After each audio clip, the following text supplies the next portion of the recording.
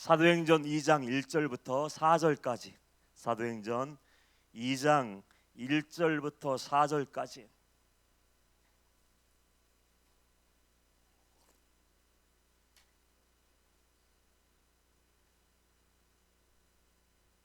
사도행전 2장 1절부터 4절까지 제가 한 절 읽고 여러분들이 한 절 읽고 교독을 하도록 하겠습니다. 1절. 오순절 날이 이미 이름에 그들이 다 같이 한 곳에 모였더니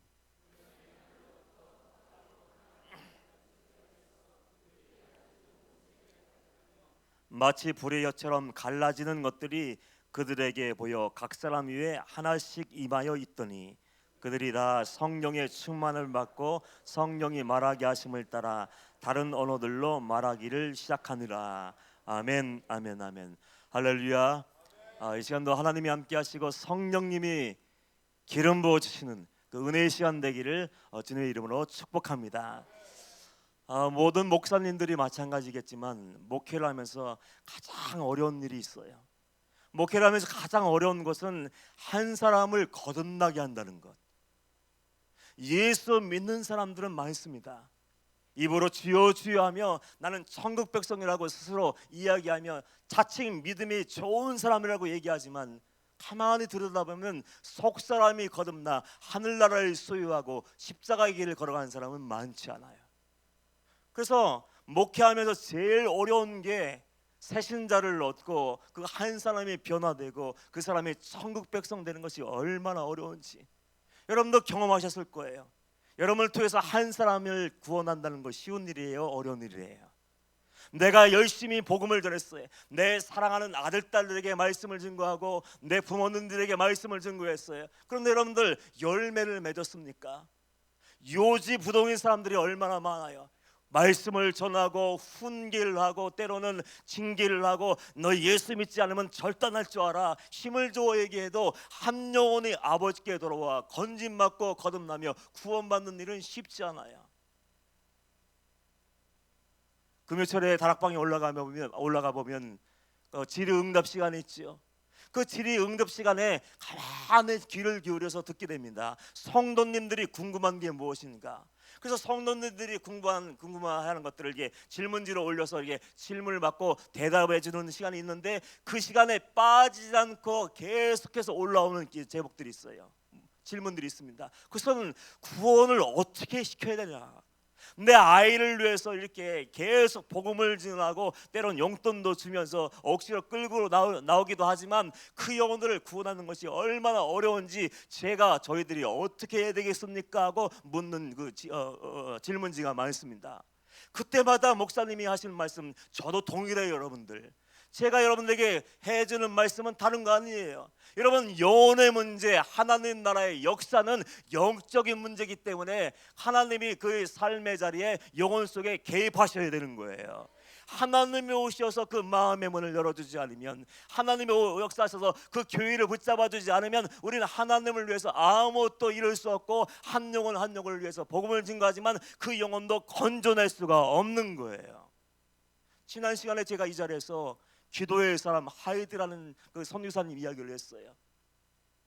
인간적으로 아무리 철저하게 계획을 세우고 내 의지와 노력을 가지고 한 영혼을 구원한다 할지라도 한 영혼도 건질 수 없다는 것을 우리는 알아야 됩니다. 그 하이드라는 선교사님이 있었는데 그 하이드 선교사님이 그 선교를 준비하고 계획하고 철저하게 다 모든 것을 완벽하게 갖췄다고 생각했어요.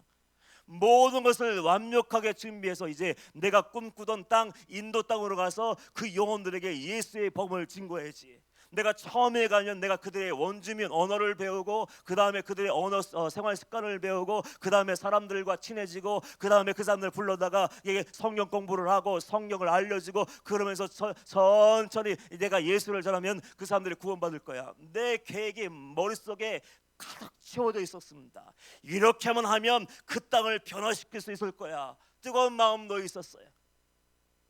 인도로 향하는 배에 처음 타 올라타기 전에 마지막 인사를 하는데 아버님의 친구 목사님이 한 분이 그 하이드 선교사에게 편지를 줍니다. 야, 너 선실에 내려가거든. 가만히 펴서 읽어보아라. 편지 하나를 전해주고 잘 갔다 와 보응을 하고 이제 헤어졌어요. 배를 타고 인도를 향하는 동안 가슴이 뜨겁지 않겠습니까? 야, 인도 땅에 내가 빨리 도착해서 내가 영혼을 구원해야 되지. 그 뜨거운 마음으로 이게 마음을 가지고 하루 이틀을 보내다가 문득 잊고 있었던 그 쪽지 편지가 생각이 났어요. 편지를 가만히 선실에 들어가서 펴보았더니, 하이드, 나는 내가 성령으로 충만하게 체험받을 때까지 기도하기를 멈추지 않겠다. 그 문장이 있었어요. 나는 내가 성령으로 충만해질 때까지, 다른 말로 표현하면 하나님이 너를 100% 장악하시고 하나님이 너를 이끌어 가실 때까지, 준비가 될 때까지 너를 위해서 기도하는 죄를 절대로 짓지 않겠다. 그런 얘기 아닙니까?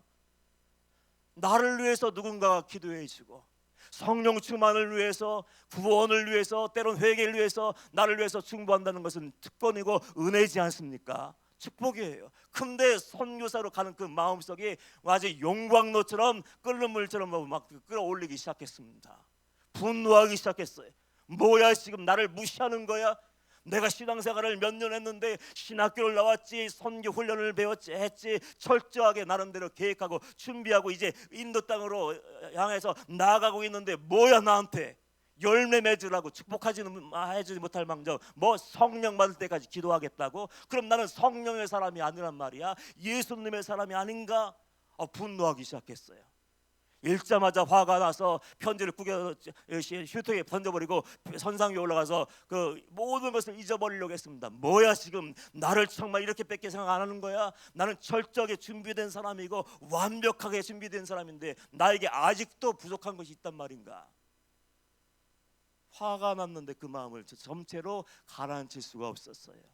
하루가 지나고 이틀이 지나고 잊으려고 했었는데 문득, 맞아, 만약에 내가 성령 세례를 받지 못하고, 내가 성령으로 체험 받지 못하고, 내가 예수님과 관계가 없는 사람이라면 어떡하지?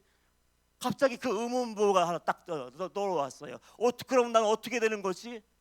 고민하다가 드디어 선실 속으로 들어가서 휴지통에 던져놨던 그 구겨진 편지를 꺼집어내서 또 펼쳐서 읽는 거예요. 하이드, 나는 너를 위해서 성령으로 충만하게 체험받을 때까지 기도하기를 멈추지 않겠다. 내가 성령으로 충만하게 채워질 때까지 나는 기도할 거야. 그 편지를 다시 한번 되새김질하면서 생각하면서 읽다가 무릎 꿇고 기도하기 시작해요. 선실 바닥에 내려가서, 성령님, 제가 성령 충만한 사람인 줄 알았습니다. 믿음 좋은 사람인 줄 알았고, 거듭난 사람인 줄 알았고, 회개한 사람인 줄 알았고, 하나님이 쓰시기에 합당한 준비된 사람인 줄 알았는데, 만약에 제가 준비되지 않았고 성령으로 체험받지 않았고 제 인간적인 열정과 열심과 사람 냄새 풀풀 풍기는 모습으로 인도 땅으로 가고 있다면은 이거 안 되는, 그러면 안 되지 않습니까? 성령님, 그렇다면 저에게 오늘 성령으로 세례해 주시고 성령의 충만함을 허락하여 주옵소서. 열심히 기도하는 거예요. 그냥 기도했겠습니까? 다른 생각하면서, 요즘 말로 얘기하면 휴대폰 문자 보내면서, 카톡 보내면서, 다른 생각하면서, 엉뚱한 생각하면서, 상상하면서 기도했겠습니까?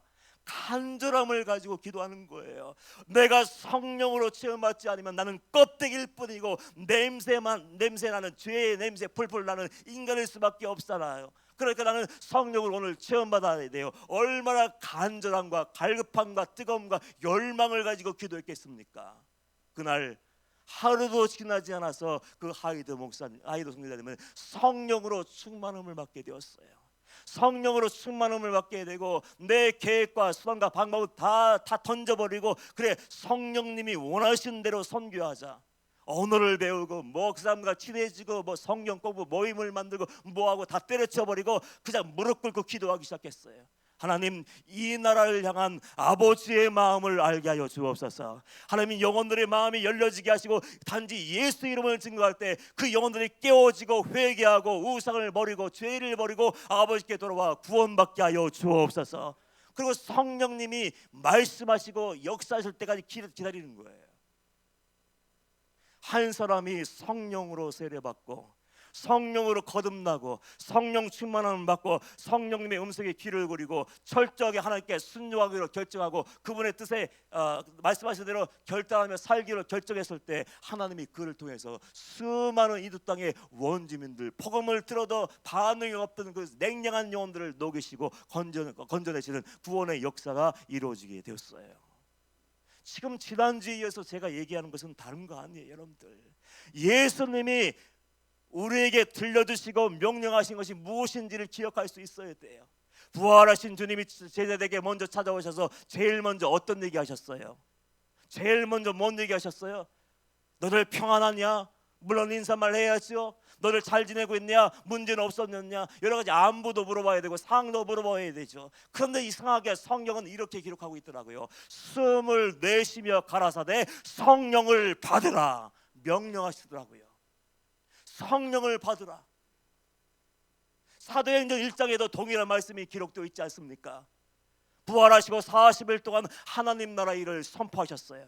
하나님 나라의 말씀은 다른 것이 아닙니다. 회개하라 천국이 가까우니라. 하나님의 유일한 관심은 영혼의 구원이에요. 예수님의 유일한 목적도 영혼의 구원이기 때문에 이 땅에 오셔서 하신 말씀이 회개하라 천국이 가까우니라. 부활하셔도 하신 말씀 하나님 나라의 일을 선포하시고 마지막에 그 사명을 감당하도록 그 제자들을 증인으로 파송하시면서 마지막 부활하시기 전에 승천하시기 전에 뭐 하는 거예요? 명령을 내리시는데 어떤 명령을 내리셨습니까? 성령을 기다리라. 이 시대를 살고 있는 우리들도 똑같아요. 여러분 안에 성령님이 살아계십니까? 성령님은 어떤 느낌이 아니에요. 뜨거운 체험이 아니에요. 신비한 것이 아니에요. 환상을 보고 계시를 하고 방언하는 것이 성령님은 아니에요. 성령님은 하나님과 예수님과 동일하게 인격이신 분이에요. 성령 받으라는 얘기는요, 부활하신 예수님이 그 성도를 위해서 약속하신 성령 하나님이세요. 너희들 성령 하나님이 너희 안에 오시지 않으면 너희는 영적으로 살 수 없어. 성령님이 너희를 주장하지 않으면 영적으로 승리할 수도 없고 죄도 깰 수 없고 고난이 왔을 때 환난이 왔을 때 싸워서 승리할 수 없단다. 복음의 역사를 위해서 아무리 내가 애를 써보고 인간적인 노력을 하지만 이거 형식적인 성도 그리스도인은 얻을 수 있지만 거듭난 성도는 얻을 수가 없단다. 그 얘기예요. 그래서 하나님의 선교 방식, 예수님의 선교 방식은 하나입니다. 성령님이 개입하셔야 돼요. 아무리 화려하게 모두 모양을 갖추고 있고 조직을 갖추고 있고 건물도 있고 재정적으로 탄탄하게 모든 것이 예비되어 있어도 하나가 빠져버리면 그건 아무것도 아니에요. 그래서 예수님은 부활하신 예수님은 다른 얘기 안 하시고 야 성령을 받아야 돼, 성령을 기다려야 돼. 이것은 여러분들 명령이에요. 명령, 아주 강력한 명령이에요. 우리 영혼이 살아있다면 하나님의 말씀에 귀를 기울이고 들어야 되지 않습니까? 그래서 성령을 기다리라, 성령을 받으라고 분명하게 말씀하여 주셨어요. 그래서 구원받은 자에게, 구원받은 성도에게 성령은 선택이 아니고 필수예요. 성령님이 내 안에 오셔서 나를 지배하시고 나를 정복하시고 거듭나게 하신 사람은 구원받는 자녀이고, 구원받았다고 얘기하지만 내가 주인되어서 자기 성격이 살아있어서 내 자아가 시퍼렇게 살아있어서 하나님 말씀도 거역하고 하나님의 성령 말씀도 부인하고 거절하며 살며 내 감정에 충실하고 본능에 충실한 삶을 살고 있다면 그 사람은 아직도 먼 사람이에요. 로마서에 읽어보면 로마서 8장 9절 말씀에 어떤 말씀이 기록되어 있습니까? 아주 무서운 말씀이 기록되어 있더라고요. 만일 너희 속에 하나님의 영이 거하시면 너희가 육신에 있지 아니하고. 성령님이 오실 때 우리는 육신의 생각과 육신의 삶을 다 던져버리고 영적인 삶을 살게 되는 거예요. 그리고 그 다음에 어떤 말씀이 있습니까? 만일 너희 속에 하나님의 영이 거하시면 너희가 육신에 있지 아니하고 영에 있나니. 그러면서 뒤에 무슨 말씀이 기록되어 있어요? 누구든지 그리스도의 영이 없으면 그리스도의 사람이 아니라. 내가 주인된 삶을 살고 있다면 그 사람은 성도가 아니에요. 하나님이 그 영혼을 사로잡으시고 속사람을 거꾸로 들으시고 모든 삶의 방식을 바꾸고 가치관도 바꿔버리고 하나님만 사랑하고 영혼만 사랑하고 말씀이 결론된 삶을 살게 하셔야 되는데, 그 삶이 없다면 어쩌면 아직도 내 안에는 내가 예수를 믿고 영접한 것은 사실이지만 성령님을 모르고 있는 상태예요. 우리가 영혼의 승리, 영혼의 구원을 얻기를 원한다면 주님의 말씀에 귀를 기울여야 돼요. 저는 목회하면서 참 이상하게 이해가 안 되는 게 있어요. 내가 믿는 하나님, 내가 믿는 예수님을 더 알기를 원한다는 얘기예요. 지금 제가 얘기하는 것은, 여러분들 내가 믿는 하나님에 대해서 더 알아야 되는 거 아닙니까? 문자로만 알고 남이 하나님에 대해 얘기하는데, 너희들 성령을 받으라는 얘기는 하나님이 1대1로 만나기를 원하시고 1대1로 교제하기를 원하시는 거예요. 그래서 다른 말로 표현하면 하나님과 더 친밀한 교제를 맺고 관계를 맺고 하나님을 더 알아가기를 원한다. 그래서 하나님의 형상을 닮아가기를 원한다, 이 얘기인데 하나님을 알려고 하지 않아. 예수님을 더 알아가야 되는데 예수님을 알려고 하는 의지가 없어. 성령님에 대해서 들었지만 성령님이 뭔지, 현상인지 느낌인지 감정인지 아니면 인격인지 더 알아야 되는데 알려고 하지 않는 거예요. 여러분, 성령님이 안 계시면 버림받았다고 얘기하는데, 여러분 궁금하지 않으세요? 내 안에 성령님이 계신지, 내 신앙의 삶 가운데 성령님이 계셔서 나를 지배하시고 내 생각들, 언어 생활들, 모든 삶을 이끌어 가시고 있는지 궁금하지 않으세요? 우리 인천방직교 성도님들은 모두 성령 충만하기를 축복합니다. 말로만 하나님에 대해서 들어서 아는 것이 아니라 내가 하나님을 알고 내가 예수를 알고 내가 성령님을 알고 그분께 내 인생의 지도권을 내어드릴 때 우리 삶은 소망이 있는 거예요. 옛날 믿음의 선배들은요, 그 비밀을 알았어요. 그래서 제가 어렸을 때 처음 신학교에 들어갈 때마다도 교회 앞면에 옆면에 이런 글자가 써 있었어요. 성령보다 기도보다 말씀보다 앞서지 않게 하여 주옵소서. 항상 성령님을 의식하고 성령님을 구하며 성령님의 임재 가운데 거하려고 우리 믿음의 선배들은 몸부림쳤습니다. 왜요? 성령님이 나와 함께하지 않으면, 성령님이 도와주지 않으면 우리는 마음도 생각도 입술조차도 지킬 수 없어요. 그 입술을 열 때마다 하나님을 높여드리고 입을 열 때마다 영혼들을 살려주고 입을 열 때마다 예수 이름을 높여야 되는데 어떻습니까? 거듭나지 않은 사람, 성령님이 지배하지 않는 사람은 제일 먼저 부정적인 것을 보는 거예요. 어떤 사람을 볼 때 허물이 보이고 단점이 보이고 정죄하게 되고 비판하게 한다면 그 사람은 성령의 사람이 아니고 거듭난 적이 없는 사람이에요. 그래서 성령 사람은 어떤 사람입니까? 관점이 맡겨진 사람, 속 사람이 거듭난 사람은요, 말을 할 때마다 허물이 보여지는 것이 아니라 그 사람의 좋은 점을 먼저 발견하고 좋은 얘기를 할 수밖에 없는 거예요. 성령님이 안 계시면 우리는 신앙생활조차도 할 수가 없어요. 그래서 예수님은 성경 곳곳에 성령에 대해서 얘기하시면서 우리에게 가장 중요한 것, 꼭 있어야 될 것은 변화를 위해서, 사역을 위해서, 사명을 온전히 감당하기 위해서는 성령이 있어야 된다고 분명하게 우리에게 명령하시고 계신 거예요. 우리가 매일매일 묵상하는 산상수훈에도 그 비슷한 말씀 있지 않습니까?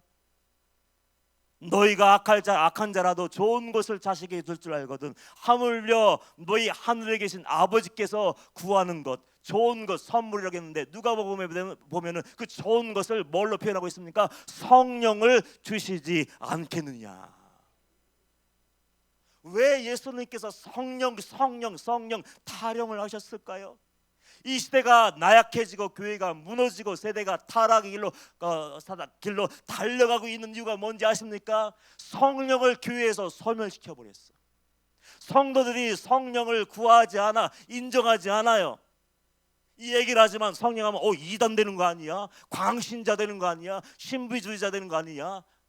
그러면서 성령님을 제한하고 믿지 않고 인정하지 않고 교회에서 더 이상 기도하지 않고 기도의 불도 다 꺼져버리고 나니까 성령님이 그 교회의 주인 되시고 성령님이 그 성도의 주인 되셔야 되는데 성령님이 다 소멸되어 버리니까 내 마음대로 사는 거예요. 예배드리고 내 마음대로 얘기하고 예배드리고 마음대로 살아가고 이중적인 삶, 겉과 속이 다른 삶을 사니까 이 시대가 이 모양 이 꼴이 된 거 아닙니까?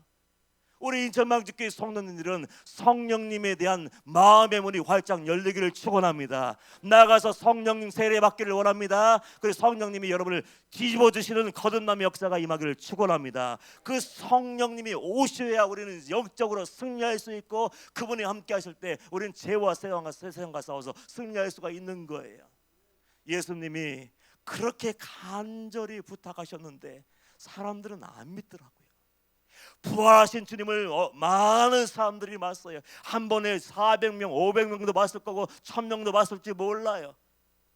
여러 사람들을 만나서 만난 사람들에게 야, 너는 다른 거 하려고 하지 마. 다른 거 만들려고 하지 마. 건축하려고 하지 마. 조직 만들려고 하지 마. 너희들 성령을 기다려야 돼. 제일 먼저 성령의 기름 부으심이 있어야 된다. 이게 명령을 하셨는데 중요한 게 있습니다. 성령 충만함, 성령 세례, 우리 속 사람이 거듭나고 주님이 주인된 삶을 살기 원한다면 예수님의 모든 것을 믿을 수 있어야 돼요. 예수님을 믿지 않으면 소용이 있나요? 예수님을 믿지 않고 하나님 말씀으로 인정하지 않는데 우리가 성령을 기다릴 수 있나요? 본문 말씀 읽으면서 제가 이해가 안 되는 게 그거예요. 아니, 예수님을 만났다며, 부활하신 주님을 봤다며, 기적도 체험하고 죽은 자가 살아난 것도 보고 능력하는 것도 봤다며. 근데 이상하게 그 예수님의 명령을 따라서 기도하러 마가의 다락방에 모인 사람들은 120명이 전부였어요. 정말 들을 기가 있어야겠더라고. 그들의 영적인 유익과 승리를 위해서, 구원을 위해서 예수님은 부활하셔서 사망 것을 깨시고 부활하신 주님이 또 그들에게 찾아가셔서 성령을 기다려야 돼. 성령 받아야 돼. 너희가 능력 받아야 증인의 사명을 감당할 수 있어. 그러니까 성령님이 오실 때까지 기다려 그렇게 얘기했는데 그 말씀을 믿은 사람은 120명 뿐이었어요. 아마 지금도 동일할 거예요. 인천 방직교회에서 예배드리고 있지만, 성령에 대해서 얘기하고 있지만, 그 설교 말씀을 듣고 있지만, 뭐야 지금 왜 성령 얘기하시는 거야? 왜 이상한 얘기하시는 거야? 나는 그거 없어도 되는데. 아니에요 여러분들, 성령이 없으면 신자의 삶이 안 돼요. 성도의 삶을 살아낼 수 없어요. 그리고 증인의 사명도 감당할 수 없고 사역도 감당할 수 없어요. 내 열심만이 가지고 있다면요, 사람은 끌어모을 수 있어요. 건물도 세울 수 있어요. 조직도 만들 수 있어요. 그러나 그 심는 것을 쪼개고 영혼들을 살려낼 수는 없어요. 그래서 예수님은 말씀하셨는데 믿는 자가 고작 120명이었어요.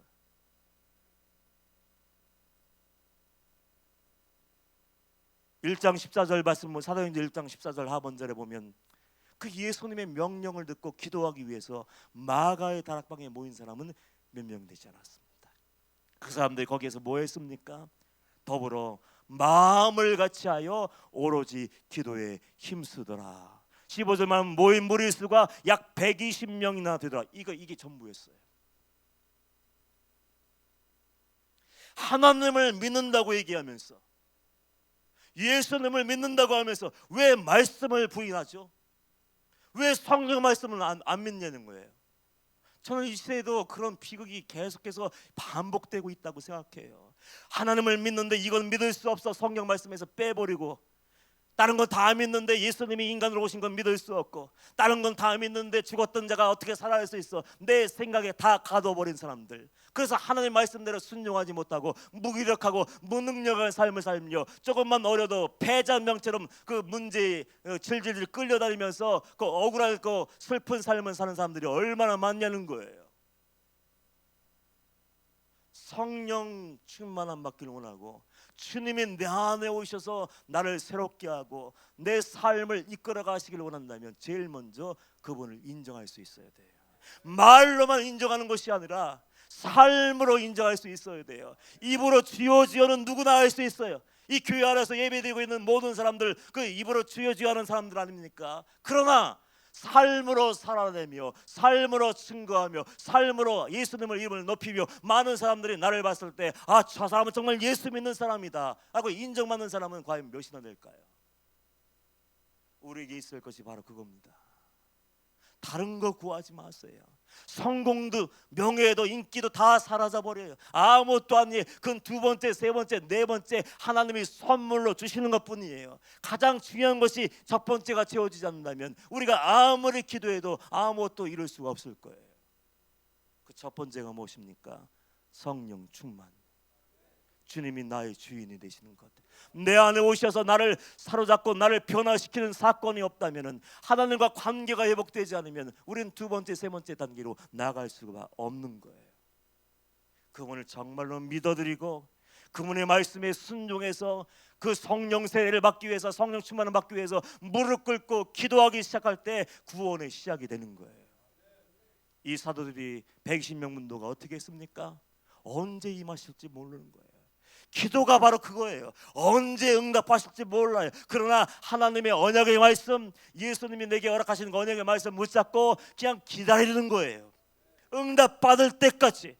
응답에 제가 원리를 알려드릴게요. 여러분들 다 마음에 소원 있지 않습니까? 기도 제목 있지 않습니까? 다 어려운 문제들이 다 있어요. 어떤 분은 건강의 문제, 어떤 분은 물질의 문제, 어떤 분은 관계의 문제, 사람 때문에 고통나는 사람들, 여러 가지 이유가 있지 않습니까? 그 문제를 위해서 기도할 때 응답받기를 원한다면요, 이렇게 기도하십시오. 알려드릴게요. 잘 들으세요. 응답될 때까지 기도하십시오. 이거예요. 그게 기도예요, 여러분들. 시급한 문제가 있다면 그 한 가지 문제를 놓고 다른 생각하지 마세요. 그리고 영적인 장애물이 있습니다. 기도의 응답을 방해하는 영적인 장애물들이 있어요. 기도하는데 자꾸 그거 생각나. 딴 게 그럼 팁을 던져버리세요. 자꾸 기도하는데 인터넷 하다가 뭐 본 것이 기억나요. 인터넷 끊어버려요. 영적인 장애물을 다 제거해버리고 순전한 마음으로 하나님과 나 사이에 아무것도 꺼리낌이 없게 하나님 앞에 나아가서 응답받을 때까지 믿음으로 살아내며 믿음으로 구한다면요, 하나님은 분명히 응답하실 겁니다. 그 제자들이 약속의지에서 120명이 모였는데 며칠 기도했을 것 같아요, 여러분들? 아시는 분? 아무도 안 계세요? 한 열흘 정도 지났어요. 예수님의 명령을 의지해서 마가다락방에 모였는데 오순절까지 한 10일 정도의 시간이 있었습니다. 여러분들 한 10일 정도 하나님께 못 드려요? 인생의 중요한 문제잖아. 구원의 문제. 내 영혼의 문제가 중요하고 내 인생의 문제가 절박하다면 그 문제에서 노임받기 위해서, 응답받기 위해서 10일만이라도 하나님께 시간을 한번 내어드려 보세요. 그러면 하나님이 응답하실 거예요. 우리는 기도하지만 충분하게 기도하지 못해요. 왜 기도하고 넘어지고 실패하고 낙심하고 좌절합니까? 이길 만큼 기도해야 되는데, 이길 수 있는 힘이 충만하게 부어질 때까지, 그 은혜가 내 안에 충만하게 넘쳐날 때까지 기도해야 되는데 충분하게 기름 부으심이 부어지지 않았기 때문에 우리는 문제 앞에서 깨지고 죄 앞에서 무너지고, 사소한 누가 지나가다가 한마디 하면 마음이 우르르 무너지고 믿음마저도 파손하는 거예요. 어떤 목사님 얘기를 해드릴게요. 그 목사님 이름만 대면 다 아는 유명한 목사님인데 실명은 거론하지 않을게요.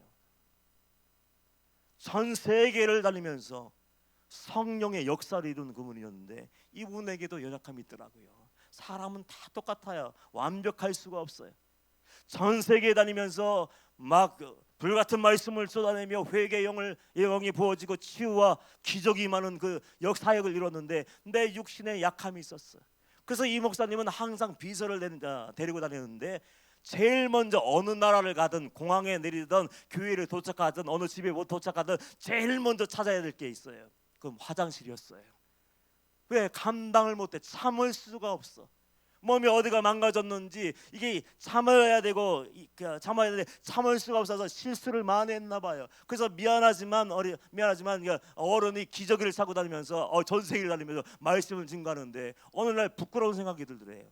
아니, 하나님, 나 하나님 만났어요. 하나님 영으로 충만하게 체험받아서 하나님이 말씀하셔서 싫다는데 전 세계에 다니면서 불같은 말씀을 전하고 있는데 이게 뭐예요? 기저귀 차고 다니죠. 공항에 도착하자마자 야, 화장실 어딨어? 저기입니다. 불 막 뛰어가서 그냥 어이구 살았네 이러고 있으니 얼마나 부끄러워요. 그래서 하나님께 한탄을 했나 봐요. 아니, 하나님이 나를 만나주시고 정으로 쓰시는데 성령의 역사를 이루는데 왜 저는 이러고 있는 거예요? 아마 화장실에서 가만히 쭈그리고 앉아서 아마 푸념을 했는지 모르죠. 그때 하나님께서 그분의 얘기예요. 하나님께서 그 목사님에게 이렇게 말씀하셨대. 너는 그것을 위해서 기도하지 않았잖아. 네? 기도했는데요. 그건 기도가 아니야. 이 문제가 너에게 절박하고 치명적인 문제라면 이 문제가 해결될 때까지 그 한 가지만 놓고 목숨을 걸고 기도해라. 그러시더래요. 아, 그렇게 기도하는 거구나 생각하고 그 육신의 연약함을 위해서 집중적으로 기도할 때 하나님의 치유가 임하게 되어서 이제는 자유하게 되었다는 거예요. 여러분들, 마음속에 간절함이 있어야 돼요. 형식적인 그리스도인으로 살다가 끝나는 것이 아니라 정말 하나님의 사람답게 살다가 천국 가기를 원한다면은 제일 먼저 두 번째, 세 번째 어떤 문제들 다 던져버리고 한 가지 딱 놓고 내가 예수 믿고 예수 영접하지만 아직도 부족한 것이 있습니다. 성령님 내 안에 오셔서 내 자아, 내 생각, 내 계획들, 인간적인 모습들 다 꺾어버려 주시고 뽑아주셔서 십자가에 못 박아주시고 예수와 함께 죽고 예수와 함께 살게 하여 주옵소서. 그게 성령 충만이에요. 성령 세례예요. 여러분, 그걸 위해서 한번 기도해 보십시오. 성령님이 오시지 않으면 우리는 성도의 삶을 살아낼 수가 없는 거예요. 드디어 그들이 열흘간 기도했을 때 성령님이 오셨어요. 그게 끝이에요. 오늘 성령님이 오순절날에 이미 이름에 그들이 다 같이 한 곳에 모였더니 절박한 마음을 가지고 간절함을 가지고 주님이 약속하신 성령이 오시지 않으면 우린 증인의 사명을 감당할 수 없습니다. 내 연약한 심령 가지고 뭘 할 수 있겠습니까? 대적들은 무시무시하고 마귀는 만만치 않은데 어떻게 복음의 역사를 이룰 수가 있습니까? 절실함을 가지고 기도했을 때 언제인지 몰라요. 여러분들, 내 시간표를 다 버려요. 뭘 위해서 기도하든지 간에 내 시간표를 다 지워버려야 돼요. 우리는 건강의 문제건 물질의 문제든 사업의 문제건 돈의 문제건 뭐든지 내가 기도했으면 빨리 응답받기를 원하죠. 여러분, 하나님은 도깨비 방맹이가 아니에요. 내가 원하는 대로 마음대로 부를 수 있는 요술램프의 진이가 아니에요. 그냥 뚝딱 기도했습니다, 응답해 주세요. 기도했습니다, 이거 주세요, 금방 주시는 분이 아니에요. 하나님의 때에 하나님의 방법으로 역사하시는 거예요. 그래서 열심히 믿음을 가지고 인내하며 그 성령을 구하고 은혜를 구할 때 호련히, 이건 갑자기예요. 갑자기 기대하지 않았던 때, 이 시간이 아닌 것 같은데 하나님이 오셔서 호련히 하늘로부터 급하고 강한 바람 같은 소리가 있어 그들이 앉은 온 집에 가득하며 마치 불의 엿처럼 갈라진 것들이 그들 위에 보여 각 사람 위에 하나씩 임하여 있더니, 이건 뭐냐면 성령님의 임재는 실제라는 거예요. 숨길 수가 없는 거예요. 성령님이 임재하시면 한 사람이 변화되지 않습니까? 한 사람이 거듭나기 때문에 숨기려고 해도 얘기 안 해도 그 사람의 말하는 것, 그 사람의 사는 모습, 행동하는 거 하나 다 보면 그 사람이 어떤 일이 있었는지를 알게 되는 거예요. 성령님이 오시면 모든 것이 달라지고 모든 사람들이 그 사람이 달라진 것을 알게 되는 거예요. 제일 먼저 다루신 것이 무엇입니까? 4절 말씀 보면 그들이 다 성령의 충만을 받고 성령이 말하게 하심을 따라 다른 언어들로 말하기를 시작하니라. 성령님이 오신 첫 번째 증거만 얘기하고 말씀 마무리할게요. 성령님이 내 안에 오셔서 내 삶을, 내 속사를 바꾸어 오시면 제일 먼저 바뀌는 것이 말하는 거예요. 내 안에서, 내 입술에서 부정적인 언어가 제거돼요. 사람을 죽이는 언어가 빠져버려요. 원망과 불평이 사라져버려요.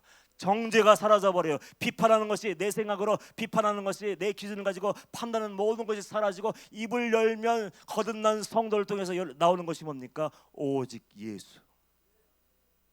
성령 충만함 받은 사람, 신령한 사람 분별법 봤다는 거 아니에요. 그의 열매를 보면 돼요. 그 사람들이 뭘 얘기하나?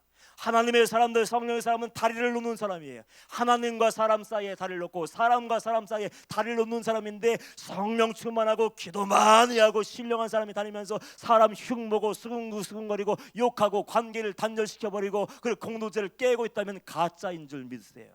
가짜예요. 여러분들도 스스로 물으십시오. 내가 입술을 열 때마다 감사하고 있나? 내가 말할 때마다 찬양하고 있나? 내가 말할 때마다 사랑을 말을 하고 있나? 내가 입술 열 때마다 오직 예수만 드러내고 있는가? 이것이 변화된, 이것이 새로워진 성령의 사람의 진면목. 이 모습이 없다면 우리는 그냥 흉내내고 있는 거예요. 예수 믿는 척, 경건한 척, 구원받은 척, 신령한 척, 불같은 말씀을 쏟아놓아도 그 강대상 아래 내려와서 내 마음대로 판단하고 살고 있다면 그는 가짜예요. 주님은 분명하게 말씀하셨죠. 그들의 열매로 그들을 알리라. 영적으로 살길 원하십니까? 기도하세요. 언제까지 기도할 거예요? 성령님이 내 안에 오셔서 내 속사람을 완전하게 바꿔놓으시고 정말 하늘나라가 보여지고 이제는 하나님만 사랑하고 영혼만 사랑하며 어렵고 힘들어도 견뎌내며 오히려 감사하고 찬양할 수 있을 때까지 기도해야 돼요. 그렇게 변화된 사람을 통해서 하나님은 구원의 역사를 이루어 가시는 거예요. 간디교회 장시자인 웨슬레 목사님, 아주 좋으신 분이고 훌륭하신 분이에요. 그분은 목회자의 가정에서 태어났고 어려서부터 뜻을 정했어요. 난 목사가 될 거고 내가 선교사가 되어서 많은 영혼들을 구원할 거야. 준비를 얼마나 철저하게 잘했는지 몰라요.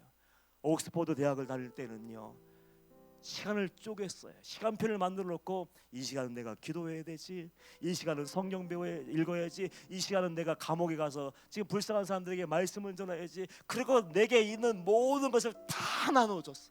무소유의 삶을 살고 그렇게 대학을 졸업하고 미국으로 건너가서 선교사의 사명을 감당하는데 열매가 한 명도 없는 거예요.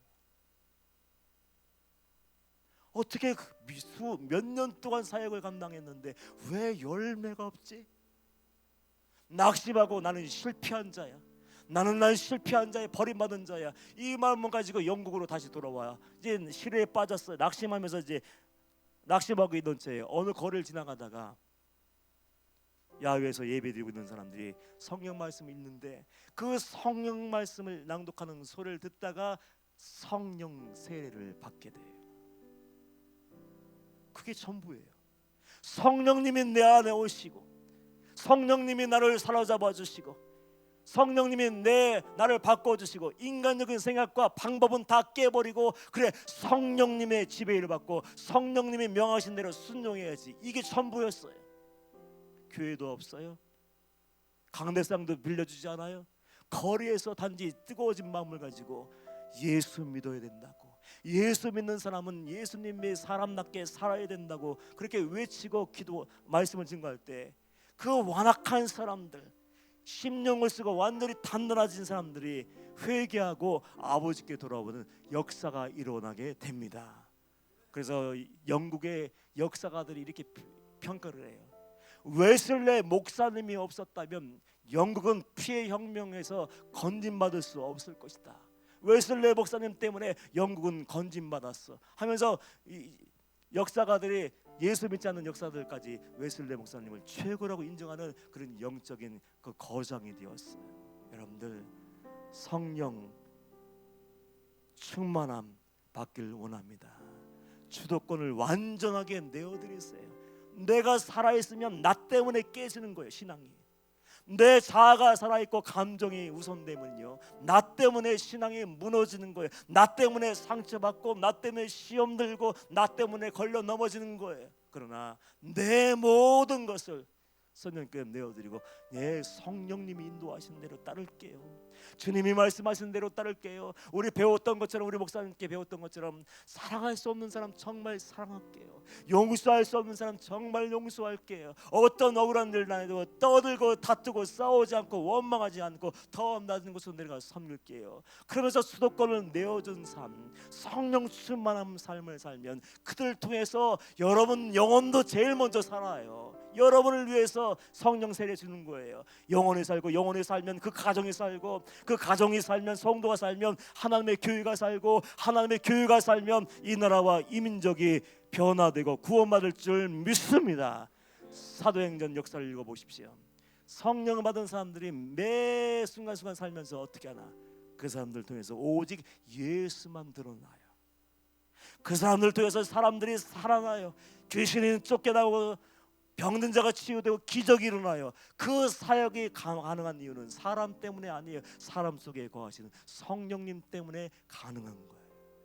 그 성령님을 간구하시고 구하셔서 꼭 꼭 성령 세례 충만 받으시고 이제는 주님과 함께 동행하며 승리의 삶을 이루어갈 수 있는 저와 여러분 되기를 주님의 이름으로 축복합니다. 이 시간 주여 한번 부르고 동성을 일할 때 이렇게 기도하겠습니다. 하나님, 우리에겐 성령 세례가 필요합니다. 내가 주인 되어 살던 모든 삶, 내 생각대로 내 감정대로 살던 모든 것 다 내려놓게 하시고 성령님이 주인 된 삶을 살게 하여 주시옵시고 성령의 역사를 이룰 수 있는 우리 모두가 되게 하여 주시옵소서. 이제 더 이상 실패하지 않게 하시고 승리케 하여 주옵소서. 주여 한번 부르고 동성으로 기도합니다. 주여.